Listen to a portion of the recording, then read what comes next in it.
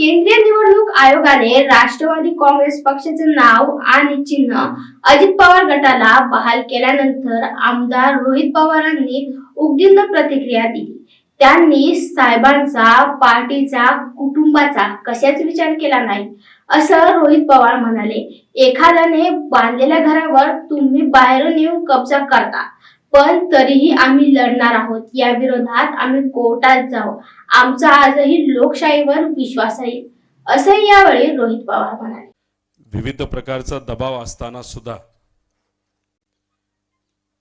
विचाराला प्रामाणिक राहणारे, महाराष्ट्राला प्रामाणिक राहणारे, महाराष्ट्राच्या जनतेला प्रामाणिक राहणारे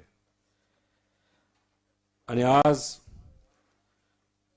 या पार्टीमध्ये आमच्यासारखे कार्यकर्ते काम करत असताना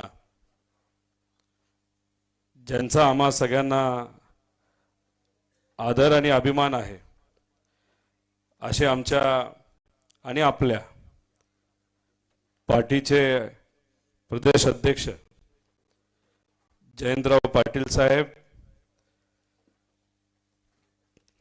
तसंच इथं ज्यांनी मार्गदर्शन केलं असे मेहबूबजी शेख, तात्या वरपे भाऊ आणि उपस्थित कर्जत आणि जामखेड या कुटुंबाचे सर्व कुटुंबीय, ज्यांच्यामुळे मी महाराष्ट्रामध्ये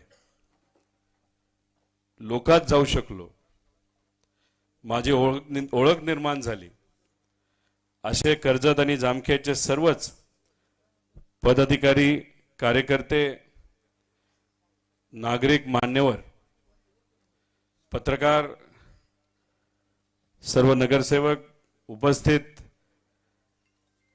मार्केट कमिटीचे सर्व सदस्य, बंधू आणि भगिनींनो, खरं तर 2-3 दिवसापूर्वी पाटील साहेबांचा फोन आला की आता आपल्याला लोकसभा निहाय तसंच त्या लोकसभेमध्ये असणारे जे सर्व विधानसभा मतदारसंघ आहेत, अशा विधानसभा मतदारसंघामध्ये जाऊन तिथं जाऊन ठराविक 50-60 लोकांशी आपल्याला चर्चा करायची आहे. खरं तर यादी काढायला लागलो, 50 वर थांबवण्याचा प्रयत्न झाला, पण ते काही जमलं नाही. तर खरं तर ही यादी अजून वाढू शकली असती, पण पाटील साहेबांचं मत होतं की विधानसभा मतदारसंघामध्ये असणारे जे ठराविक मान्यवर आहे, पदाधिकारी आहेत, त्यांना फक्त बोलवावं आणि एक छोटीशी सभा नाही तर एक चर्चासत्र आपल्याला घ्यायचंय.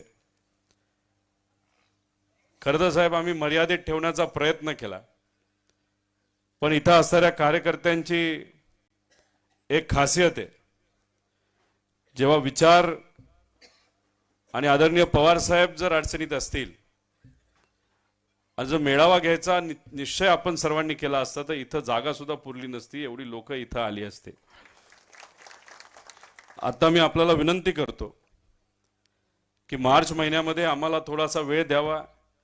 सर्व बूथ कार्यकर्त्यांची एक मोठी सभा इथं या मतदारसंघामध्ये आपल्या मार्गदर्शनाखाली आम्हाला घेता यावी, ज्याच्यातून आपण त्यांना संबोधित कराल, एक ऊर्जा द्याल, अशी विनंती सर्व लोकांच्या वतीने इथं मी करतो. मगाशी फाळके तात्या बोलत असताना त्यांनी सांगितलं, काल संध्याकाळी जो निर्णय असंविधानिक आला, तो निर्णय घेतल्यानंतर आणि आल्यानंतर आदरणीय पवार साहेबांच्या मार्गदर्शनाखाली चालणारी जी पार्टी आहे, जो विचार आहे, जे कार्यकर्ते आहेत, पदाधिकारी आहेत, त्यांची तशी पहिली सभा ही कर्जत जामखेड मतदारसंघामध्ये आणि कर्जत शहरामध्ये आज होत आहे. पाटील साहेब, या भूमीबद्दल बोलायचं झालं तर या भूमीमध्ये खूप मोठी ताकद आहे.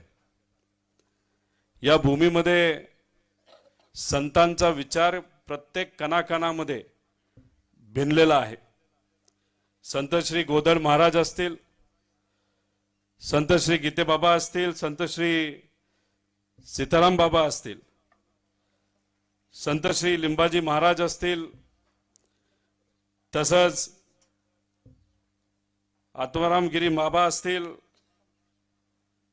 यांचे विचार या भूमीमध्ये भिनलेले आहेत. इथं असणाऱ्या नागरिकांच्या मनामध्ये, ध्यानामध्ये भिनलेले आहेत.